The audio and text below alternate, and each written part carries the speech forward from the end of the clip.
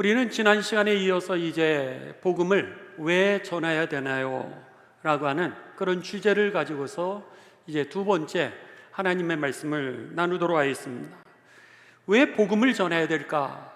그 이유는 예수님께서 우리들의 삶의 왕이시기 때문입니다. 믿습니까? 이게 중요한 겁니다.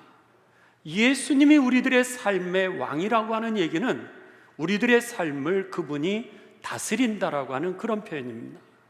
그렇기 때문에 오늘 우리들이 예수님을 세상에 전해야 되는 이유, 내가 예수님을 믿어야 되는 그 이유는 바로 그분이 나를 다스리고 통치할 뿐만 아니라 온 세상의 왕이시기 때문에 오늘 우리들이 예수님을 전해야 되는 것이죠.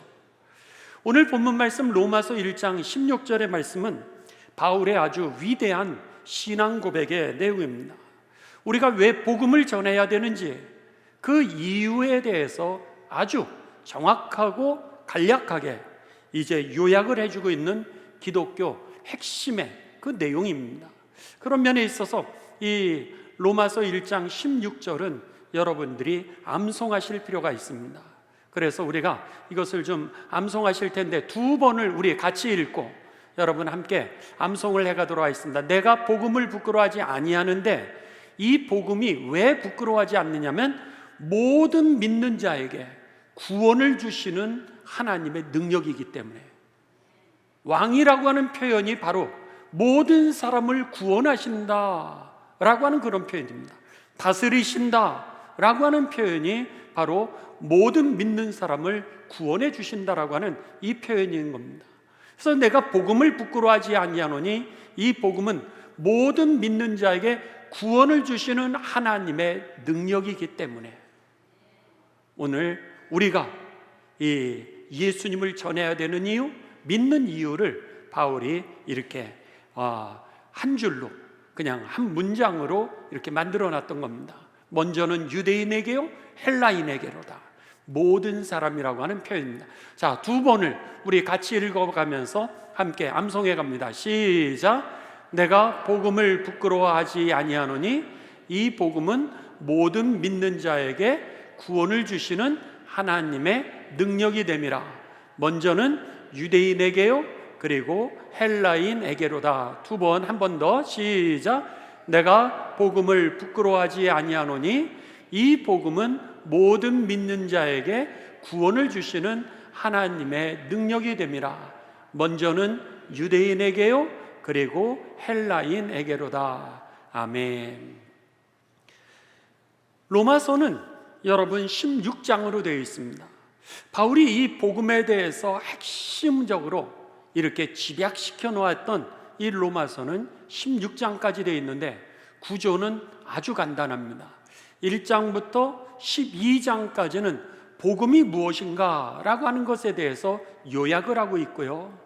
그리고 나서 12장으로부터 16장까지는 복음에 합당한 삶을 우리가 어떻게 살아가야 될 것인가 라고 하는 실천 강령, 행동 강령에 대하여 우리들에게 요약해 주고 있습니다. 그런 면에 있어서 이번 주간은 여러분들이 집에 가셔서 혹은 여러분들이 틈이 나는 대로 로마서 1장부터 16장까지를 이렇게 정독을 하시면서 묵상을 하시 바랍니다. 그러면 1장부터 11장까지는 복음이 무엇인지 오늘 1장 16절로 요약이 되어 있죠. 그리고 나서 12장부터는 내가 예수님을 믿는 삶으로서 어떻게 살아가야 될지에 대하여 우리들이 묵상하시는 가운데 하나님의 은혜가 임할 줄을 믿습니다. 이제 로마서의 주제는 세 가지입니다. 아주 간단합니다. 로마서의 주제는 세 가지인데 첫째는 예수님이 누구신가라고 하는 겁니다. 그랬을 때 오늘 우리들이 결론을 먼저 내린 것처럼 예수님은 왕이시라고 하는 거죠. 예수님이 우리들의 삶을 다스린다라고 하는 겁니다. 예수님이 우리들의 모든 삶의 영역을 다스릴 뿐만 아니라 통치하신다라고 하는 겁니다. 그러기에 여러분 오늘 우리들의 이 예수님이 왕이시라고 하는 이 표현을 다르게 바꾼다 그러면 우리들의 인생을 예수님이 인도하신다는 거예요. 예수님이 인도하시는 것에서 우리가 벗어나게 될 때에 여러분, 오늘 우리들이 살 수가 없다라고 하는 겁니다. 예수님이 다스리신다라고 하는 거, 왕이시라고 하는 표현은 오늘 우리들의 태어나는 거의 주인이 바로 예수님이시라는 거예요. 우리들이 아기를 낳는 거, 우리들의 자녀들이 자라나는 거, 오늘 예수님이 다스리신다라고 하는 겁니다. 예수님께서 함께하지 아니하시면 어느 누구도 내가 생명을 가지길 원한다? 불가능한 겁니다. 어떤 분은 그렇게 얘기하는 분들을 들었습니다. 이제 저희 아이가 8월 달에 태어났습니다. 첫째 아이가 이제 8월 달에 태어났는데 그 모습을 보면서 아이고, 이 아이를 갖다가 어떻게 이렇게 더운 여름에 낳냐고, 좀 조절 좀 하지. 여러분, 그렇습니다. 오늘 우리가 아기를 태어나는 것을 내 마음대로 조절할 수 있는 게 아닙니다. 오늘 우리들의 주님이 다스리신다는 거예요. 죽는 것도 마찬가지입니다. 오늘 우리들의 생명이 오늘 마감하는 거, 그것도 하나님이 다스리고 통치하는 데 있지 내 마음대로 되지 않는다라고 하는 거죠. 그러기에 여러분, 오늘 우리들이 태어나고 죽는 것도 하나님의 손에 달려 있지만은 더 나아가서 우리들의 삶의 심판과 구원도 예수 그리스도에게 달려 있다라고 하는 겁니다. 그러기에 오늘 우리들이 예수님을 통하여서 심판에서 구원을 받기 때문에 예수님을 반드시 믿어야 되는 거죠. 로마서의 첫 번째 주제, 예수님이 누구신가? 그분은 왕이시라는 거예요. 인생의 왕이라고 하는 겁니다. 두 번째, 그럼 예수님은 이 땅에서 무엇을 행하셨나? 라고 하는 거죠. 그것은 바로 구원을 이루셨다라고 하는 겁니다. 예수님이 하신 그 일의 핵심은 구원이라고 하는 겁니다. 오늘 죄로부터 우리를 구원해 주셨다는 거예요. 내가 죄로부터 나 스스로를 구원할 수 없는데 예수님이 나를 구원해 주셨기에 우리가 예수님을 믿어야 죄에서 구원을 받는 겁니다. 뿐만 아니라 왜 예수님을 세상에 전해야 되죠? 저들을 죄 속에서 허덕이는 인생을 우리들이 이제 구원해내는데 정치로 불가능하다라고 하는 겁니다. 물질로 불가능하다라고 하는 겁니다. 내 힘으로, 경력으로 죄에서 나를 구원해낸다? 불가능하다라고 하는 겁니다. 죄에서 구원해 주시는 분이 오직 예수 그리스도시기에 오늘 우리가 세상에 다른 사람에게 그 죄 속에서 허덕이는 사람들에게 예수님을 전해야 되는 이유가 거기 있었다라고 하는 겁니다. 뿐만 아니라 여러분, 시험에서 우리를 건져주시는 분이 바로 예수님입니다. 모든 사람에게 시험이 다가옵니다. 그런데 이 시험에서 우리를 건져주시는 분이 예수님이시기에 오늘 우리가 예수님을 믿어야 되는 이유가 여기 있고, 더 나아가 다른 사람에게 예수님을 전해야 되는 이유가 바로 여기 있었던 겁니다. 또 예수님이 우리를 구원해 주신다라고 하는 이 의미는요, 우리를 운명에서부터 구원해 주신다라고 하는 겁니다. 그래서 우리들의 삶이 여러분, 운명이 내 일생을 다스리지 않는다라고 하는 사실을 증명할 수 있는 삶이 되시기를 주님의 이름으로 축원합니다. 오늘 우리들의 운명을 예수님이 다스리신다라고 하는 겁니다. 절대로 운명에 맞는 여러분의 날짜, 생일 날짜에 맞춰서 운명이 정해진 게 아니라는 거예요. 예수님은 우리를 날마다 여러분 새롭게 하신다라고 그랬습니다. 그래서 오늘 예수님을 믿는 사람마다 팔자가 달라지는 겁니다. 절대로 여러분이 태어났던 가정의 배경 때문에 여러분이 그렇게 사는 인생이 아니라고 하는 겁니다. 여러분이 가난하기 때문에 그렇게 사는 인생이 아니라는 거예요. 부모님이 여러분에게 암을 물려줬다? 그렇지 않다는 거예요. 그거는 의학자들이 얘기하는 가능성의 얘기지, 여러분의 부모들 가운데 여러분 암이 없는데도 불구하고 암에 걸린 분 계시지 않습니까? 그런 겁니다. 갑자기 여러분 병이 생길 수도 있는 겁니다. 여러분의 부모님의 그 질병 때문에 여러분이 그런 병이 걸린 게 아니라는 거예요. 그렇기 때문에 오늘 운명에 맡기는 삶이 아니라 오늘 하나님이 예수님을 통하여서 우리들의 인생을 다스리고 통치한다라고 하는 것은 여러분의 운명을 오늘 예수님이 바꾸신다라고 하는 그런 의미라고 하는 거죠. 그렇기 때문에 여러분 운명에 맡겨 사는 것이 아니라 하나님이 날마다 새롭게 하시는 능력을 가지고 새 출발하며 새롭게 살아가게 되시기를 주님의 이름으로 축원합니다. 이게 바로 로마서가 우리들에게 증거하고 있는 이 주제들입니다. 그리고 세 번째, 로마서의 주제는 뭐냐면 무엇을 위하여서 도대체 예수님이 우리를 구원하시는가라고 하는 겁니다. 예수님이 누구신가? 왕이시고 예수님이 우리를 위해서 무엇을 하셨는가? 바로 여러분 구원해 주셨고, 그렇다면 무엇을 위하여서 우리를 구원해 주셨나라고 하는 겁니다. 그랬을 때 이 주제의 답은 여러분 쉽게 말하면 오늘 우리들이 누려야 될 영원하고 온전한 삶을 회복시키기 위하여서 우리를 구원해 주셨다라고 하는 겁니다. 영원토록 우리가 온전하게 살 수 있도록, 잃어버렸던 하나님의 형상을 되찾을 수 있도록, 잃어버렸던 생육하고 번성하고 충만하라고 하셨던 그 하나님의 축복을 우리가 되찾을 수 있도록 오늘 예수님이 우리를 구원하셨다라고 하는 것이죠. 그래서 우리가 구원을 받게 되면은 이것을 갖다 뭐라 그러냐면 우리는 거듭났다 이렇게 표현합니다. 중생, 다시 태어났다라고 하는 거죠. 다시 태어나면서 거듭남의 경험을 하면서 내 삶이 달라지게 됩니다.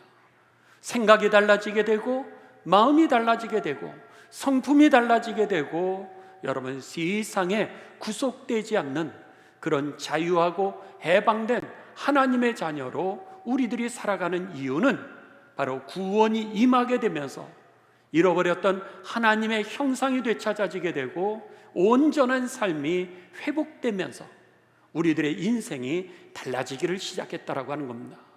그래서 예수님을 믿으면 거듭나게 되어 있는 겁니다. 바라기는 저와 여러분이 온 세상에 예수님을 전해야 되는 이유는 바로 저들의 잃어버린 그 행복을 온전히 되찾고 그 축복이 영원으로 잇대어지기 위하여서 저들에게 우리가 복음을 전하는 것을 기억하시면서 땅끝까지 이르러 남은 생에 이 복된 소식을 전하시기에 부족하지 않는 저와 여러분이 되시기를 주님의 이름으로 축원합니다. 그래서 오늘 본문 말씀에 바울은 뭐라 그래요? 내가 복음을 부끄러워하지 아니하노니 그 예수님을 복음, 기쁜 소식이다, 굿뉴스 이렇게 표현했던 겁니다. 원래 복음이라고 하는 이 단어는요, 우리들이 이 교회에서 그리스도인들이 쓰던 용어는 아닙니다. 이것은 세상에서 로마 시대 때 이 원래 로마의 언어였던 라틴어로 이제 복음이라고 하는 단어를 쓰게 되죠. 유앙겔리온이라고 하는 그런 단어입니다. 그런데 이 로마 시대에 쓰여졌던 이 유앙겔리온, 복음이라고 하는 기쁜 소식이라고 하는 단어는 종교적인 용어가 전혀 아니었습니다. 첫 번째, 그 당시에 쓰여졌던 이 복음이라고 하는 단어는요, 황제가 등극할 때 황제의 등극을 보면서 유앙겔리온 이렇게 외쳤습니다. 복음이라는 거예요. 왜 황제가 등극하는 게 유앙겔리온 복음이냐? 그 이유는 여러분 대통령이 이제 당선되고 나면은 하는 일 중에 하나가 뭐예요? 사면입니다. 그러니까 감옥에 갇혔던 자들을 갖다가 대통령의 권한으로 사면을 해주면서 억울함 속에 있었던 사람들이 자유함을 얻게 되는 거, 구속함 가운데 있었던 사람이 해방을 얻게 되면서 새 출발할 수 있는 그 삶이 열리게 되는 겁니다. 마찬가지였던 거예요. 그 당시에도 로마의 황제가 등극하면서 유앙겔리온, 이분이 바로 복음이다 라고 좋은 소식이라 했던 것은 감옥에 갇힌 자들에게 그들에게 사면을 해주는 역할을 이 황제가 등극하면서 했기 때문에, 두 번째는 황제가 등극을 하게 되면서 이제 가난한 지역에 살고 있던 사람들에게 그 쌀을 풀어주었습니다.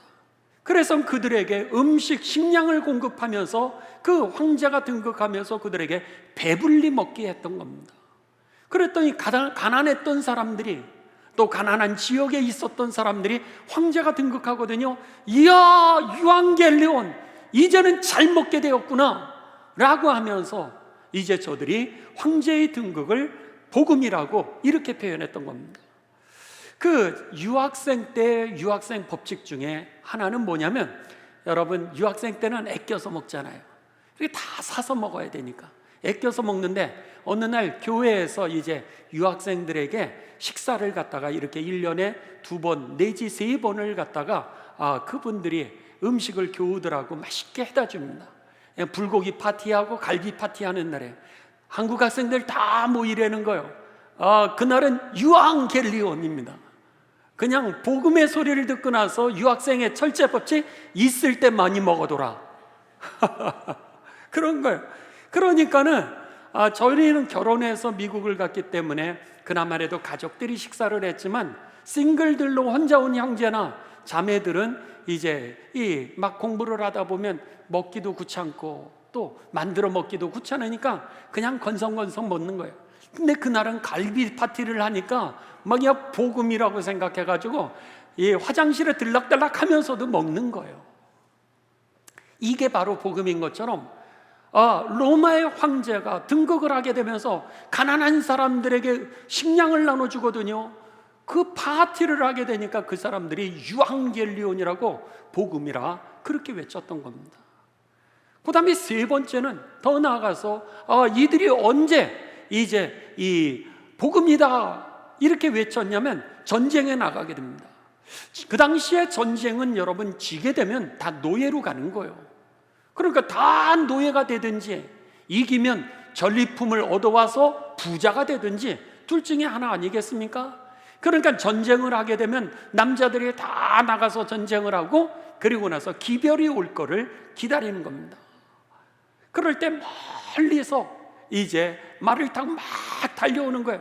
먼지를 날리면서 막 달려오면서, 좋은 소식이요, 기쁜 소식이요, 황제가 전쟁에서 이겼습니다 그러면서 막 달려올 때에 그 좋은 소식이라고 하는 단어가 그 전령이 가지고 온 유앙겔리온 그러면서 막 달려오는 거예요. 그것을 갖다가 성에서 바라보면서 휘날리면서, 먼지를 휘날리면서 그 기쁜 소식을 들고 오는, 그것을 갖다가 사람들에게 그 전령이 들고 오는 소식뿐만 아니라 파수대에 있었던 그 초소에서 보초가 야 그러면서 성 안에 있는 사람을 향하여 유앙겔리온 그러면서 외쳤던 것이 바로 이 복음이라고 하는 단어였던 겁니다. 그런데 바울 사도가 그 당시에 그 로마가 다스리던 이 통치 시대에 유앙겔리온 복음이라고 하는 이 기쁜 소식이 예수님을 만나게 되면서 예수님이 그 일을 행하셨던 거예요. 그러니까 예수님에게 그 종교적이지 않았던 유앙겔리온 복음이라고 하는 단어를 예수님에게 이제 대입을 하면서, 그러면서 뭐라 그래요? 예수님이 유앙겔리온 복음이요, 예수님이 우리를 전쟁에 이기게 하시는 분이고, 예수님이 감옥으로, 죄라고 하는 인생의 감옥에 우리를 거기에서 해방시켜 주시는 분일 뿐만 아니라 오늘 우리들의 인생을 부욕해 하시는 분이 바로 예수님이라고. 그들이 예수님을 경험하면서, 바울이 예수님을 만나면서 바로 예수님이 복음이구나 라고 하는 것을 그가 전하게 된 것이 바로 이 로마서였다라고 하는 겁니다. 그래서 내가 복음을 부끄러워하지 아니하노니, 이 복음은 믿는 자들에게 구원을 가져다 주시는 하나님의 능력이었다는 거예요. 그것도 누구에게? 모든 믿는 자들에게. 헬라인이든 유대인이든 상관없다는 거예요. 그들의 가정이 가난하든 부자든 상관없다는 거요. 배웠든 못 배웠든 상관없다는 거요. 부모가 암의 유전자를 가지고 있든 상관없다는 거예요. 예수 그리스도를 믿는 자들에게 구원을 주시는, 그 모든 것으로부터 해방을 시켜주시는 하나님의 능력이기에 내가 이 복음을 전하는 것을 부끄러워하지 않는다라고 그렇게 바울 사도가 오늘 외쳤던 겁니다.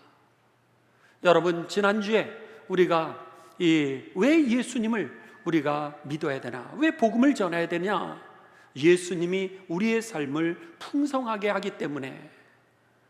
오늘 두 번째는 왜 예수님을 우리가 복음을 믿어야 되고 또 전해야 되는가?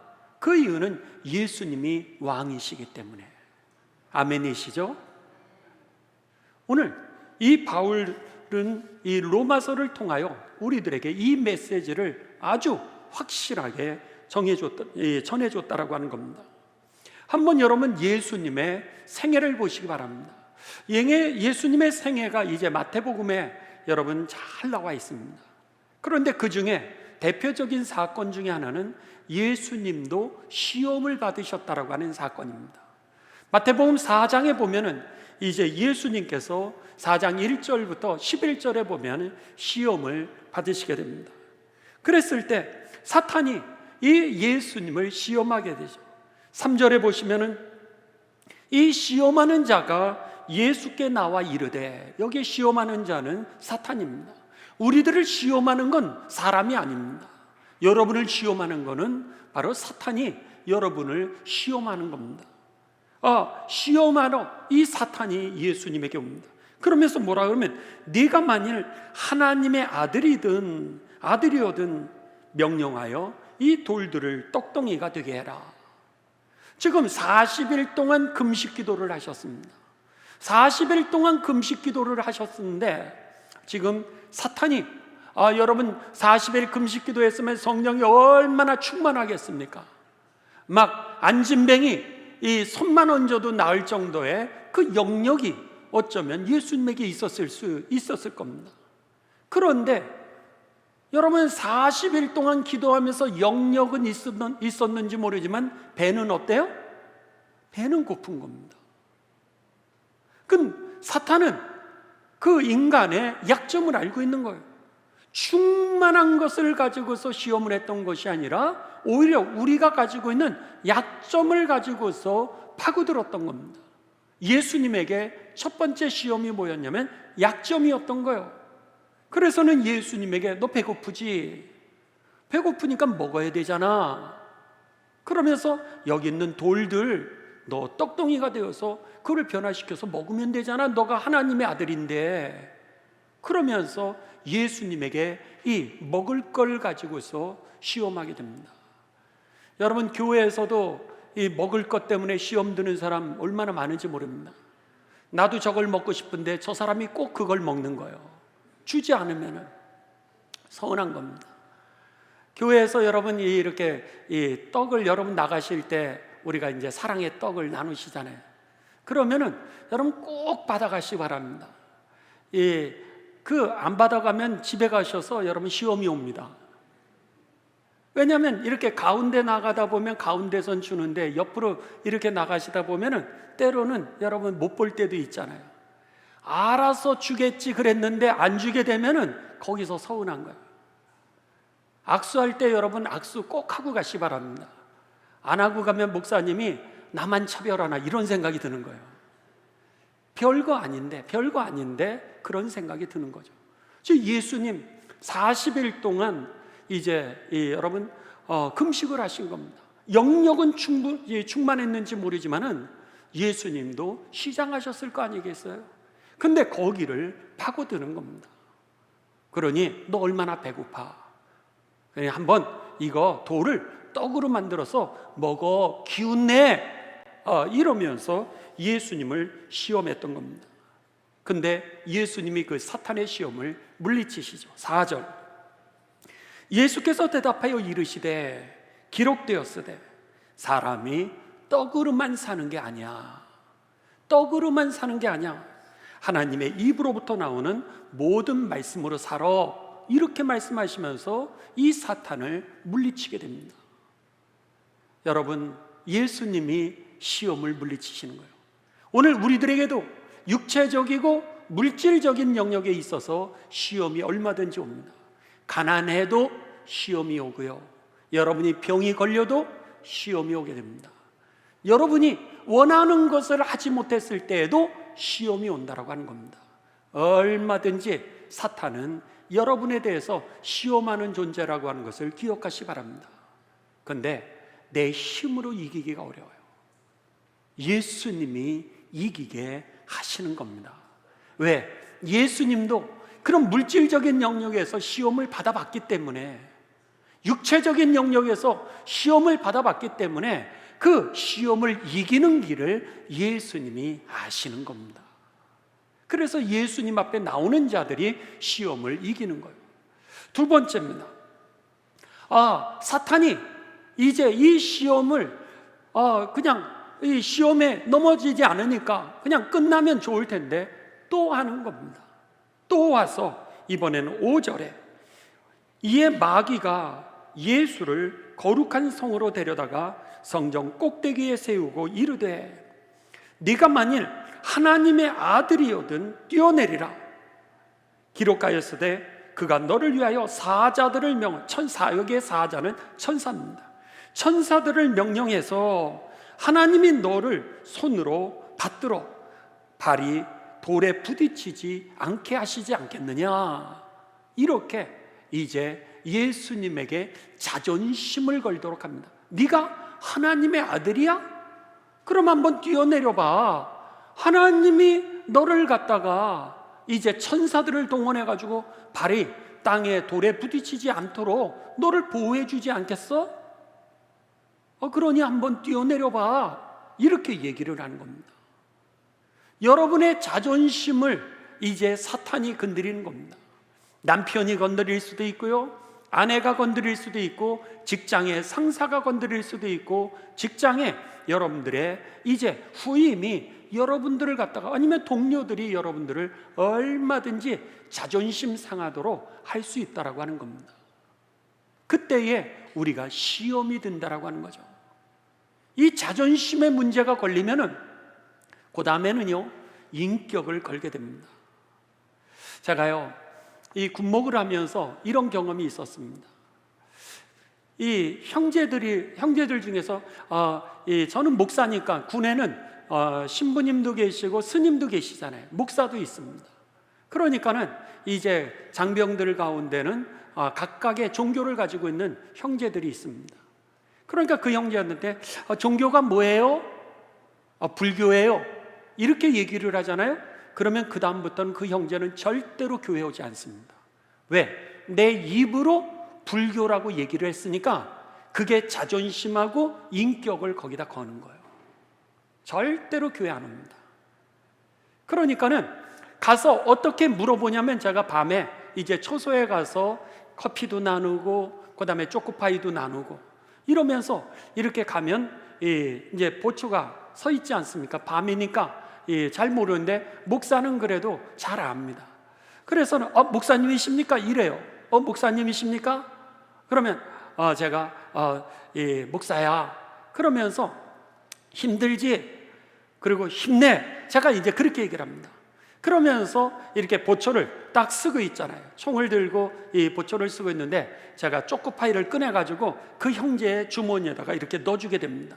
왜냐면 총을 들고 있을 때 다른 걸 받으면 안 돼요. 그러니까는 그 형제에게 제가 주머니에다가 초코파이를 이렇게 쑥 넣어줍니다. 목사님 아닙니다. 그런데 아닙니다. 그런데 주머니는 열려 있는 거예요. 그러니까 아닙니다. 이런데 제가 이렇게 초코파이를 하나 넣든지 두 개를 하나 더 먹어. 그러면서 이제 두 개를 주고, 그리고 커피를 사모하고 이제 따라가지고 그 형제에게 저희가 이제 주고, 군종병 형제들하고 같이 이제 그를 위해서 기도합니다. 그런데 기도할 때 중요한 것은 형제 종교가 뭐야? 이렇게 절대로 안 묻습니다. 그렇지 않고 형제가 어느 종교를 가졌든지 내가 목사로서 형제를 위해서 기도해도 괜찮을까? 내가 축복 기도해도 괜찮을까? 그러면은요, 어느 장병이든지 종교를 떠나서 목사가 와서 축복 기도해 준다면 다 좋아하더라고요. 그러니까 어느 종교가 뭐야?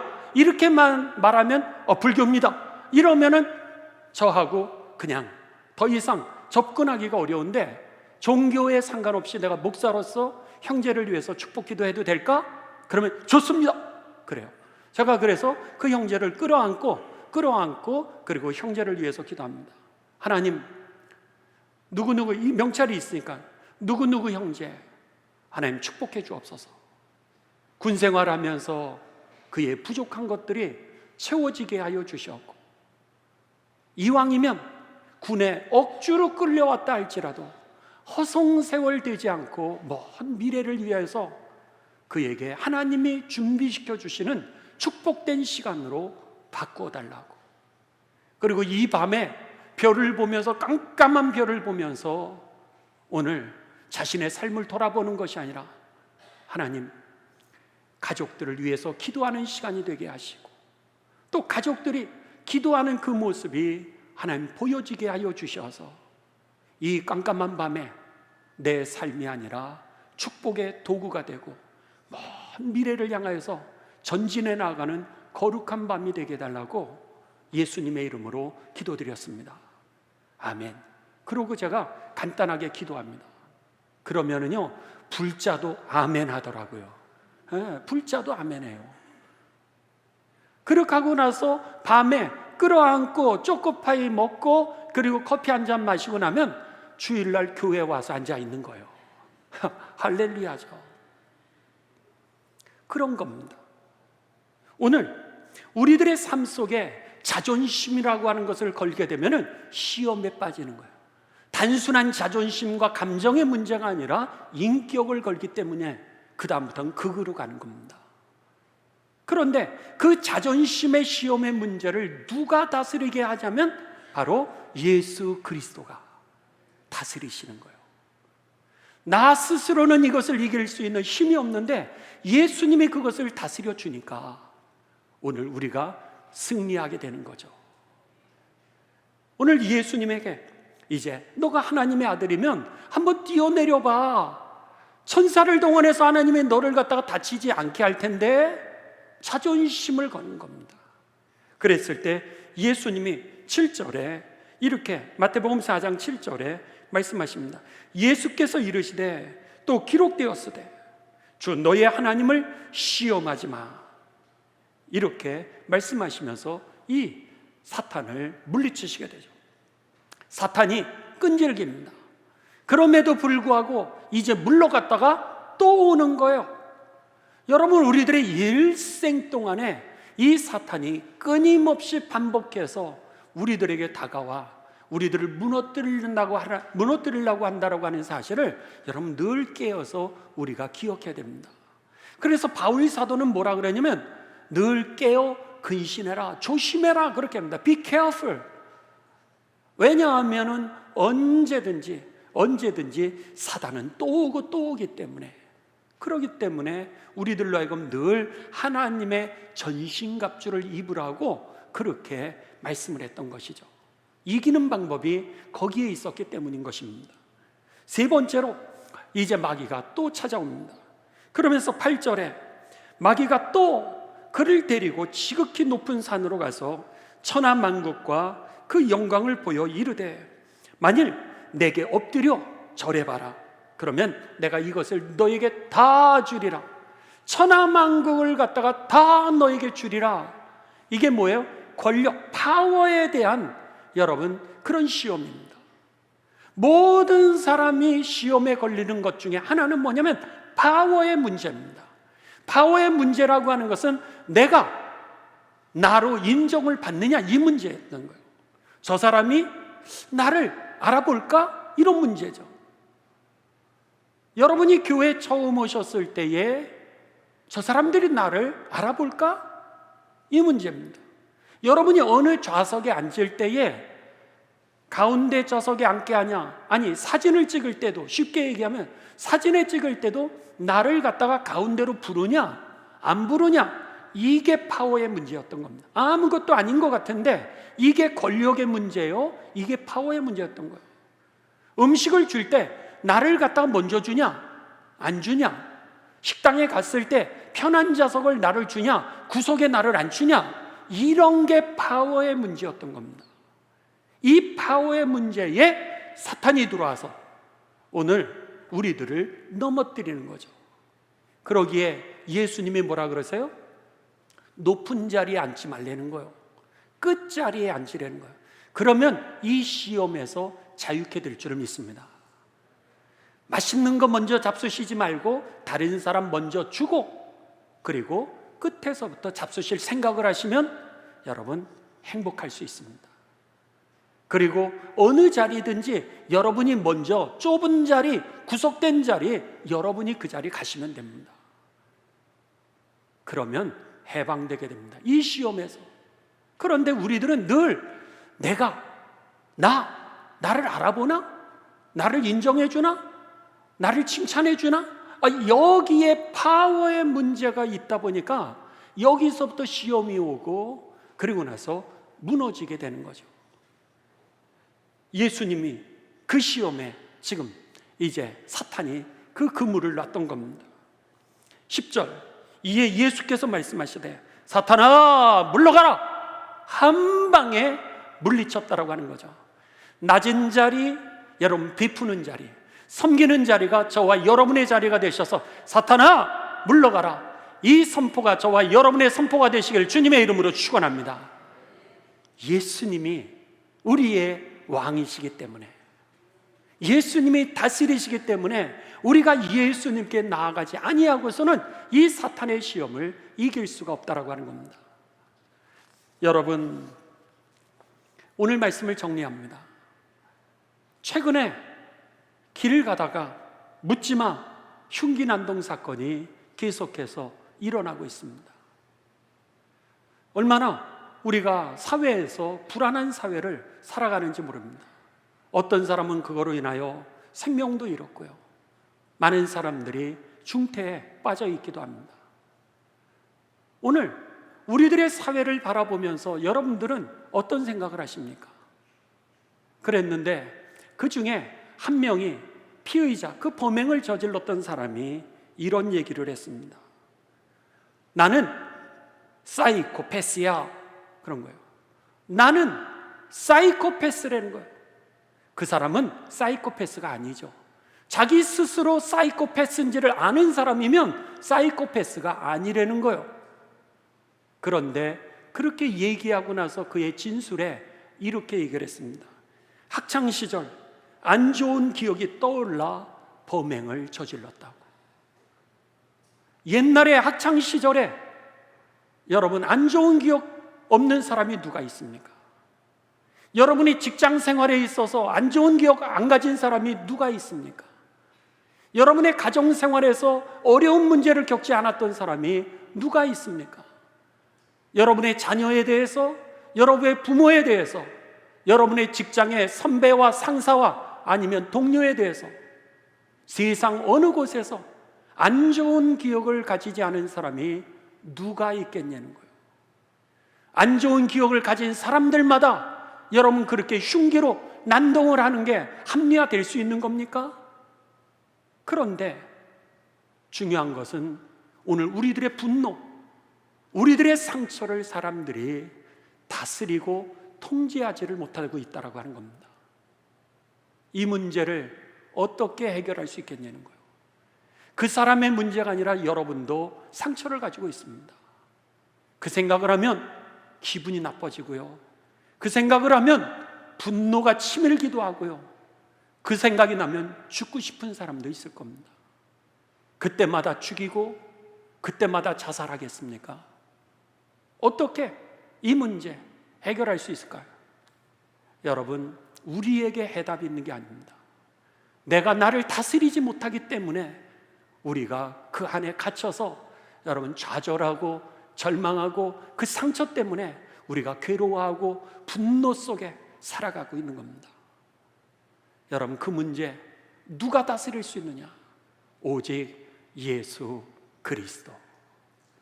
주님만이 우리의 인생의 왕이시기 때문에 우리의 그 문제를 가지고 여러분 오늘 주님 앞에 나아가지 않으면 죽을 때까지 이 죄라고 하는 사슬에서, 여러분의 상처라고 하는 사슬에서, 인생이라고 하는 사슬에서 어느 누구도 해방될 수 없다라고 하는 겁니다. 믿음이 답이었던 거예요. 믿음의 내용은 뭐였던 거예요? 교회를 나오는 것이 아니라 예수 그리스도가 여러분의 상처의 답이었고, 여러분의 분노의 답이었고, 여러분의 그 상함의, 여러분 자존심의 답이었던 겁니다.